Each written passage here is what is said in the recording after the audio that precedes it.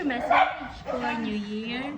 Message for New Year? Be a better self. Be a better self than before. Oh, ang galing. I don't know how to do it, but I don't want to be a procrastinator. Alam mo, last year procrastinator din ang ano mo. I know, pero ngayon, Better procrastinator. Okay, bye-bye. Yun. Happy New Year! And what's your message for your old self? You mean new self? For the old self. Stop procrastinating. And then the new self? The new you? Good job. Good job, Gabby. Okay, what's your New Year's resolution to yourself? To myself, I'm happy that I'm already on my antidepressant. Yes! And I'm gonna keep it. Yes! Go to antidepressant. Hey, mommy, what's your message?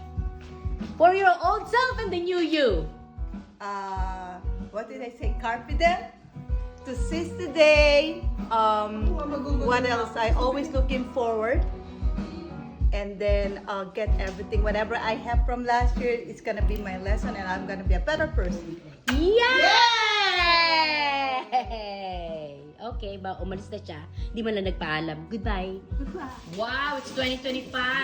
Hi, What can you say? Happy New Year! As I think I live a good life this last 2024, and I wish we all have a best year ever. And more botox and everything, and more kilay, more botox, no more filler to come. More money for the bottom More money for the botox. Can afford the botox. Alright. That's your inulit mo? Yes, That's that's it. it. What's your message for New Year? Good health. What else? Happiness. And more. That's all. Tattoo. Okay. Happy New Year! Happy New Year! Happy New Year! Alright.